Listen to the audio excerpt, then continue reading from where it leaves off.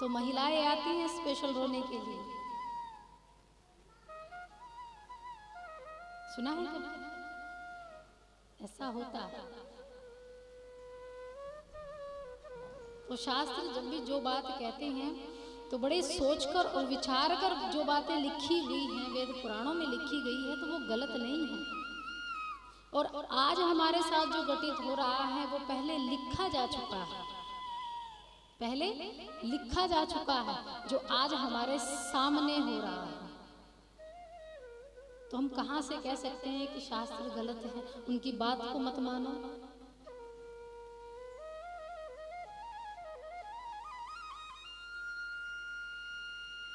रामचरितमानस यानी इस कथा को छोड़कर, राम कथा को छोड़कर बाकी जितने भी वेद पुराण और शास्त्र हैं वो जीवन के मूल्य बताते हैं कि जीवन में क्या करना चाहिए, क्या नहीं करना चाहिए, क्या अच्छा है, क्या बुरा है, क्या योग्य है, क्या अयोग्य है, क्या देना चाहिए, क्या नहीं देना चाहिए। एक एक पल, एक एक क्षण का ब्यौरा है शास्त्रों में, पुराणों में। लेकिन एकमात्र रामचरितमानस ऐसी है जो जन्म लेने के बाद व्यक्ति का चरित्र लिख देती है, जो वास्तव में समाज में जीना सिखाती है। ये रामचरितमानस है। जन्म माता पिता देते हैं अपनी संतान को, और मृत्यु हमारे हाथ में है नहीं। और इसी के बीच का जो स्थान है, इसी के बीच की जो आयु है, यही रामचरितमानस सिखाती है, यही उपदेश देती है कि इस जन्म और मरण के जो बीच का रास्ता है वो आपको कैसे तय करना है। चाहे जीवन में दुख आ जाए, चाहे सुख आ जाए, दोनों का कैसे वहन करना है, ये सिखाती है रामचरितमानस। भगवान भले ही नाटक करने के लिए इस मृत्यु लोक में आए हैं, लेकिन देखा जाए तो हम भी तो एक तरह से नाटक ही कर रहे हैं।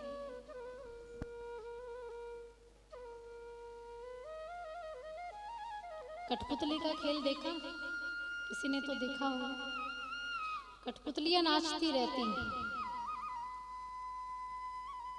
आप उनका खेल देखकर बड़े प्रसन्न होते हैं, लेकिन आपको ना तो उसकी डोर दिखाई देती है और ना उसको चलाने वाला दिखाई देता है।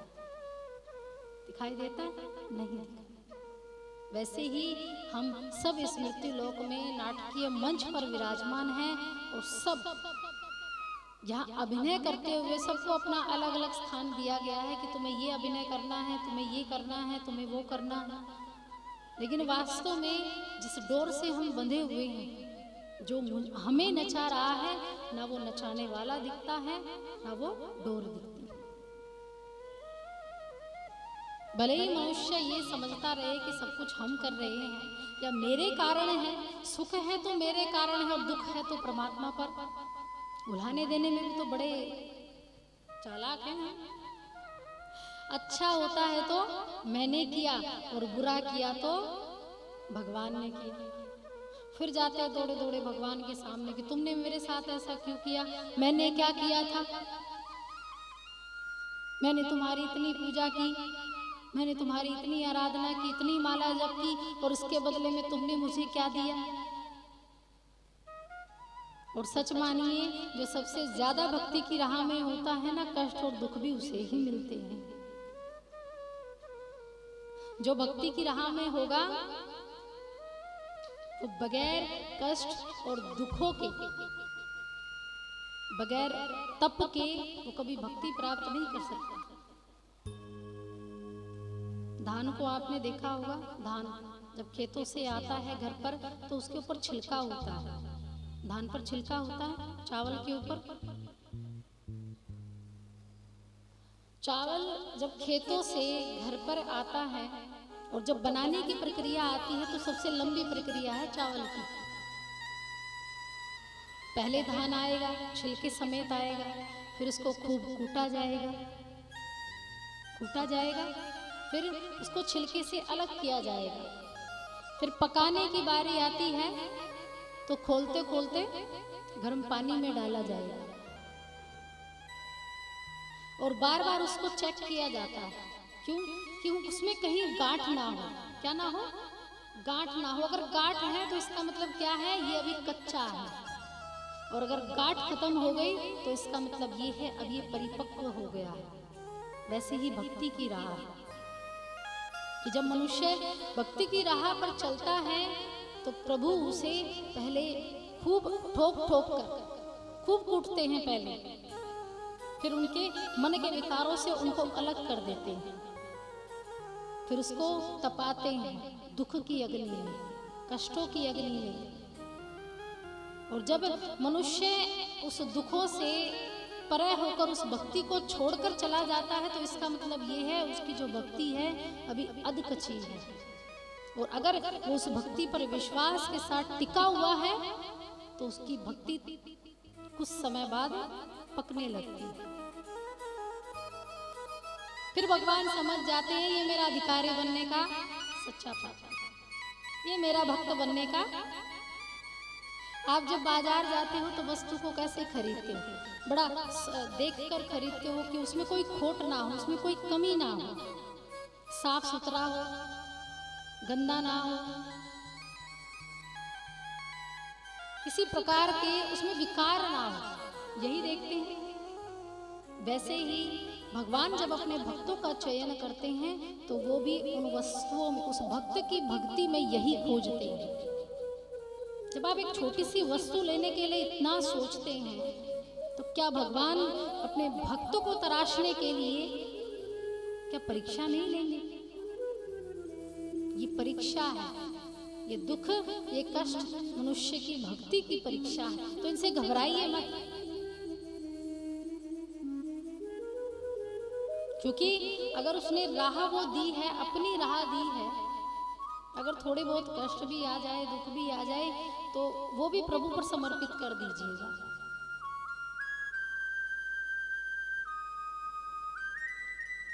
एक बुढ़िया थी,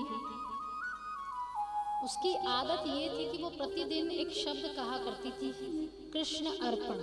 क्या कहती थी? कृष्ण अर्पण, यानी जो अर्पण कृष्ण को अर्पण, अच्छा हो बुरा हो कैसा भी हो सब कृष्ण पर छोड़ दिया। घर में झाड़ू लगाती तब भी कहती कृष्ण को अर्पण, भोजन बनाती तब भी कृष्ण को अर्पण, घर का कूड़ा इकट्ठा करती बाहर फेंकती तब भी कृष्ण अर्पण।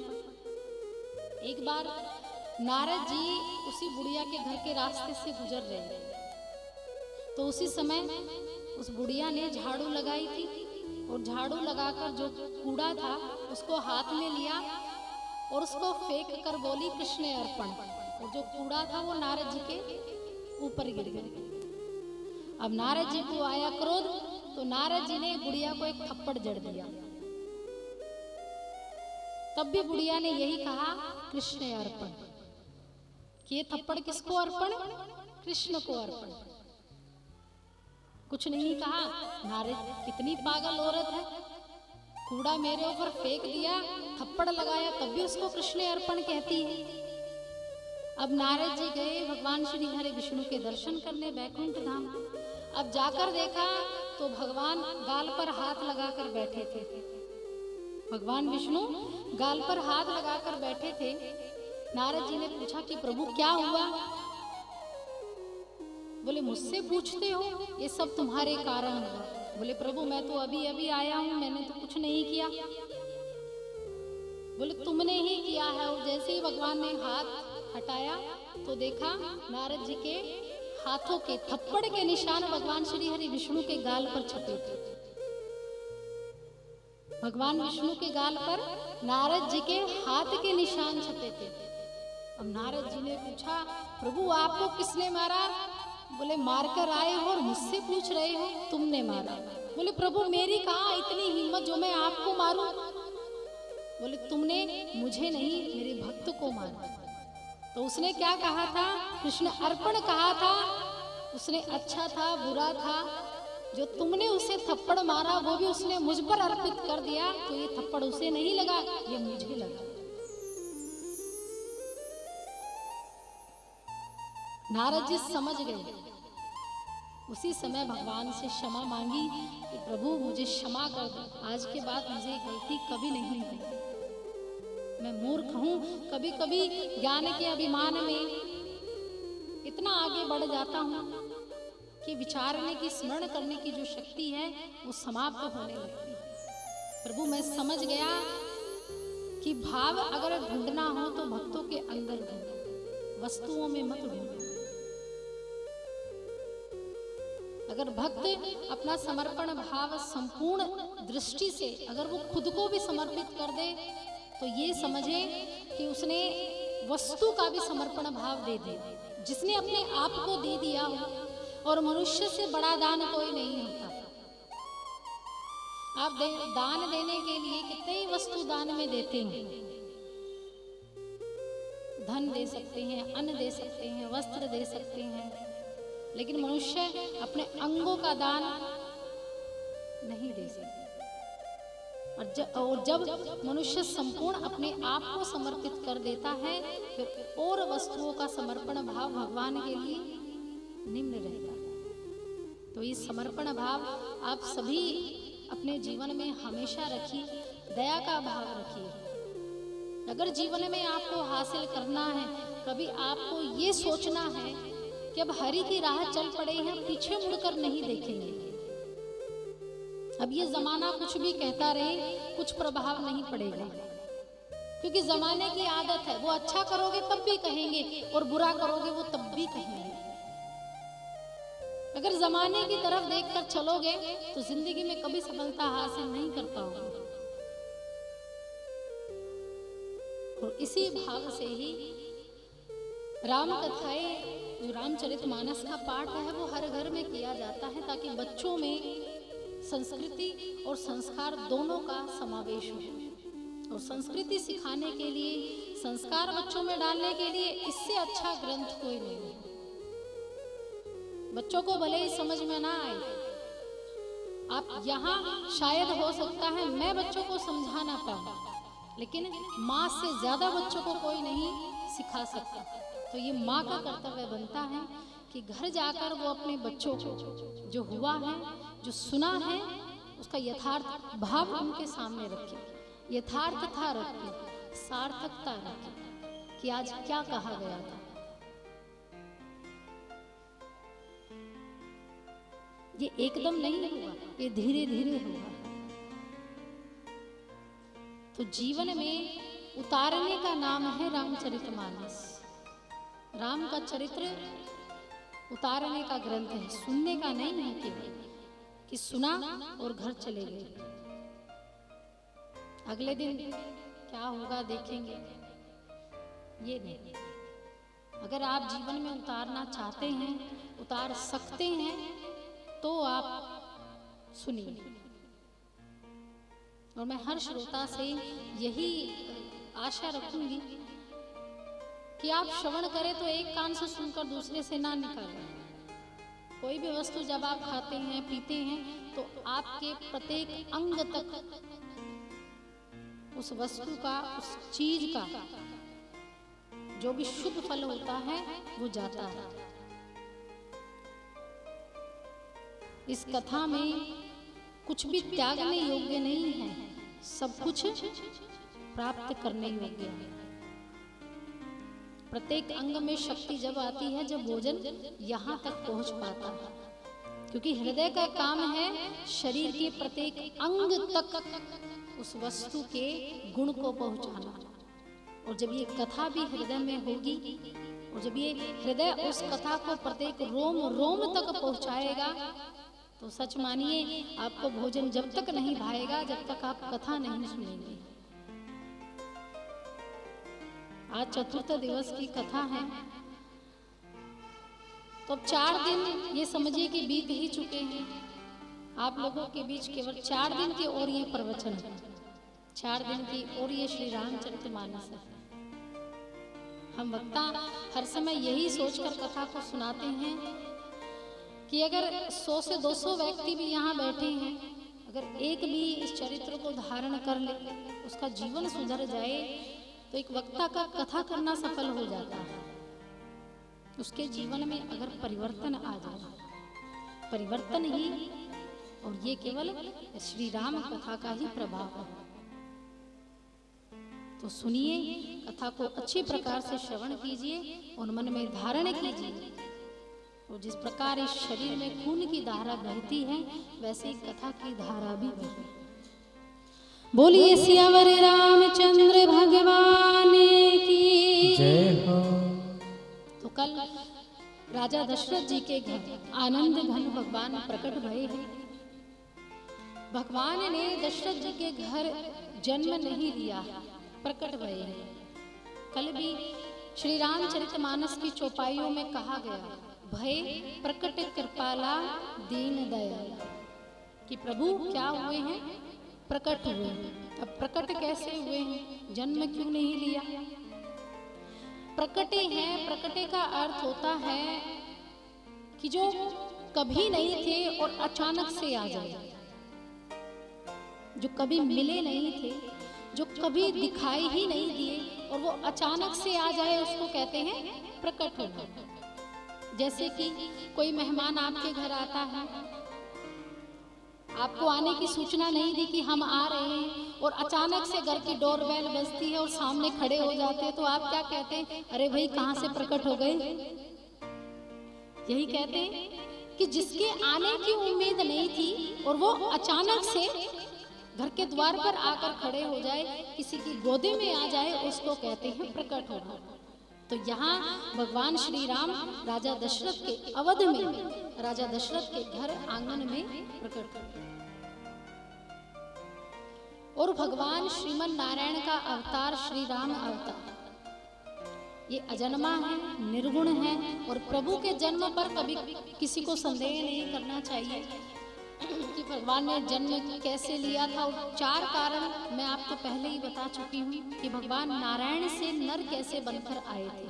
क्या कारण था कि भगवान को इस मृत्यु लोक में भी एक साधारण जनमानुष का जीवन जीना पड़ा। तो क्या कारण था भगवान के आने का, इसके कारण आप जान चुके हैं। और कल भगवान का जन्मोत्सव बड़े धूमधाम से हम सभी ने मनाया था। और अवध में भगवान माँ कौशल्या के कक्ष में अकेले थे। तो भगवान जब आए, चतुर्भुज रूप में आए, तो माँ कौशल्या ने प्रभु को देखा तो आंखों से नीर बहाने लगी, खूब रोई माँ कौशल्या। प्रभु ने कहा, माता क्यों रोती हो, अब तो मैं आ गया। चौथे पड़ाव में राजा दशरथ को पुत्र मिले थे, एक नहीं 4 पुत्र मिले। आशा एक की भी नहीं थी, लेकिन ये आशा 4 गुना जब बढ़ गई जब एक के स्थान पर 4 पुत्र आए। माता कौशल्या नीर बहा रही है, अश्रु बहा रही है भगवान को देखकर। चतुर्भुज रूप धारण कर आए भगवान श्रीमन नारायण। कौशल्या ने कहा, प्रभु अब आप आ गए हैं, ये धन्य भागी मेरी गोद, ये धन्य भागी मेरा गर्भ कि मैंने आपको जन्म दिया। एक माता का भाव है। कहा, प्रभु अब आप थोड़े छोटे हो जाइए, आप बड़े हैं। तब भगवान थोड़े छोटे हुए तो माता कौशल्या ने कहा, भगवान ने कहा, मैया अब ठीक है। 10 साल 12 साल की उम्र जैसे बच्चे हो गए भगवान। माता कौशल्या ने कहा कि प्रभु थोड़ा और छोटा होना पड़ेगा। अब भगवान हो गए 5 साल के बच्चे जैसे। अब माता कौशल्या ने कहा कि प्रभु इससे भी और छोटे। आप बात मानो, आप बड़े 5 साल का बच्चा, कोई माँ का जब माँ किसी शिशु को उत्पन्न करती है, पैदा करती है, तो वो इतना बड़ा नहीं होता। अब भगवान हो गए, घुटनों के बल चलने लगे। अब कहा, मैया आप तो ठीक है। बोले नहीं, इससे भी और छोटे हो जाओ। अब भगवान इतने छोटे हो गए कि माँ कौशल्या की गोदी में समा गए। अब भगवान के 4 हाथ थे। तो माता कौशल्या ने कहा, प्रभु ये 2 हाथ गायब कर दो, क्योंकि होने वाले बच्चे के केवल 2 ही हाथ होते हैं। कहा, माता ये भी गायब करने होंगे? बोले न जाने क्या क्या करना पड़ेगा। अब ये 2 हाथ भी गायब कर दिए। अब भगवान बोले, मैया अब तो ठीक है। कौशल्या माता ने कहा, नहीं प्रभु, जब बच्चा पैदा होता है तो वो बातें नहीं करता, बोले क्या करता है? बोले खूब रोता है तो आपको रोना पड़ेगा। कहा अब ये भी करना पड़ेगा? बोले हाँ, अपने भक्तों के लिए तो रोइए। अब भगवान ने कहा कि देखो माता, मुझे रोना वोना नहीं आता, कैसे रो और क्यों रो, क्यों रो और कैसे रो। अब माता कौशल्या समझ गई कि इनको रुलाने के लिए मुझे क्या करना है। तो माता कौशल्या ने कहा प्रभु एक बात सोचिए, आपके भक्त पीड़ा में चिल्ला रहे हैं, आपको पुकार रहे हैं, उन पर भयानक कष्ट आया है, रावण अत्याचार कर रहा है, तो आपको उनकी रक्षा करनी है। तो देखिए वो दृश्य जहाँ आपके भक्त कष्ट में है। और प्रभु ने जैसे ही अपने चित्त को भक्तों की कष्टों की ओर लेकर चले, उसी समय भगवान की आंखों से आंसू आने लगे और भगवान बच्चों की भांति रोए। माँ कौशल्या ने कहा अब पता लगेगा कि भगवान प्रकट हो गए। अब जैसे ही रुदन की आवाज सुनी, भगवान के रोने की आवाज सुनी, तो सभी दासियां दौड़ी दौड़ी गई। कौशल्या के कक्ष में गई तो देखा एक छोटा सा लल्ला कौशल्या के अंकन में खेल रहा है। तो उसी समय दासी दौड़ी दौड़ी राजा दशरथ के पास गई कि राजन, माँ कौशल्या ने जगत पिता परमेश्वर को जन्म दिया, आप धन्य है राजा दशरथ, आज धन्य है ये जीवन, आपका ही नहीं पूरे अवध का, पूरे अयोध्या का जीवन धन्य हो गया कि आज भगवान इस मृत्यु लोक में आए हैं। उसी समय केकई के कक्ष से एक दासी दौड़ी दौड़ी आई, बधाई हो राजन, बधाई हो, आपके घर एक पुत्र और हुआ है। तब सुमित्रा के कक्ष से भी एक दासी दौड़ी दौड़ी आई, बधाई हो राजन, बधाई हो, एक नहीं दो पुत्रों ने जन्म लिया है सुमित्रा के गर्भ से। तो आज सुमित्रा के कक्ष से बधाइयां गाई जा रही हैं, केकई के कक्ष से बधाइयां गाई जा रही है, और बधाई हो, बधाई हो, तो सब बधाई गा रहे हैं। बोलिए रामचंद्र भगवान की, चारों भैया की, कौशल्या मैया की, तो सब बधाई गा रहे हैं। क्या कह रहे हैं? अवध में आनंद भयो जय रघुवर लाल की, अवध में आनंद भयो जय रघुवर लाल की, अवध में आनंद भयो जय रघुवर लाल की, अवध में आनंद भयो जय रघुवर लाल की। हाथी दिनी घोड़ा दिनी और दिनी पाल की, हाथी दिनी घोड़ा दिनी और दिनी पाल की, हाथी दिनी घोड़ा दिनी और दिनी पाल की, हाथी दिनी घोड़ा दिनी और दिनी पाल की। अवध में आनंद भयो जय रघुवर लाल की, अवध में आनंद भयो जय रघुवर लाल की, अवध में आनंद भयो जय रघुवर लाल की, अवध में आनंद भयो जय रघुवर लाल की। जय रघुवर लाल की, जय रघुवर लाल की, जय रघुवर लाल की, जय रघुवर लाल की। अवध में आनंद भयो जय रघुवर लाल की, अवध में आनंद भयो जय रघुवर लाल की, जय रघुवर लाल की, जय रघुवर लाल की, जय रघुवर लाल की, जय रघुवर लाल की। तो कौशल्या ने कहा प्रभु आपको रोना पड़ेगा। तो भगवान बड़ी जोर जोर से रुदन करने लगे। सुनी शिशु ने रुदन परम प्रिय बाणी, कि जैसे ही माता कौशल्या ने भगवान की प्रिय रुदन को सुना, संभ्रम चली आई सब रानी। जैसे ही रुदन को सुना तो पूरे अवध में जितनी भी स्त्रियां थी सब दौड़ी दौड़ी भगवान के पास आई। सबने माता कौशल्या को घेर लिया, किसी ने केकई को घेर लिया, किसी ने सुमित्रा को घेर लिया। हर्षित जहां तहां धाई दासी, आनंद मगन सकल पुरवासी, कि आनंद घन भगवान के रूप को देखकर सभी दासियों ने मनोहर रूप से भगवान की वंदना करनी शुरू कर दी। कि अहो भाग्य राजा दशरथ, हे राजन, तुम्हारे घर एक साधारण संतान नहीं, हम जैसी संतान नहीं, साक्षात नारायण ने नर बनकर तुम्हारे गर्भ में तुम्हारे जीवन को धन्य बनाया है। धन्य है राजा दशरथ, धन्य है। और राजा दशरथ और कौशल्या कौन थे? कल भी मैंने इनका विवरण किया था। जहां 3 कारणों में श्राप का वर्णन है, लेकिन एक कारण में भगवान श्रीमन नारायण के वरदान का वर्णन है, जिसमें मनु महाराज और शत्रुपा का प्रसंग आया था, जिन्होंने भगवान को संतान प्राप्ति के लिए क्या किया था? तपस्या की थी। और ये वही राजा दशरथ, मनु महाराज और शत्रुपा कौशल्या बनकर, और जिनके घर आनंद घन सुत भगवान श्रीमन नारायण रामचंद्र रूप में आए। और जब भगवान श्री राम ने जन्म लिया था, तो उस समय जन्म लिया था दिन के समय। समय क्या था? कल समय भी बताया गया था, 11:30 दिन का समय। जैसे ये सूर्य देवता को पता लगा कि मेरे आराध्य भगवान श्री राम ने जन्म ले लिया है, अब प्रातः दिन का तो समय था ही, अब दर्शन करने के लिए सूर्य नारायण भगवान अपने घोड़ों को खींचते हुए आए और वही ठहर गए।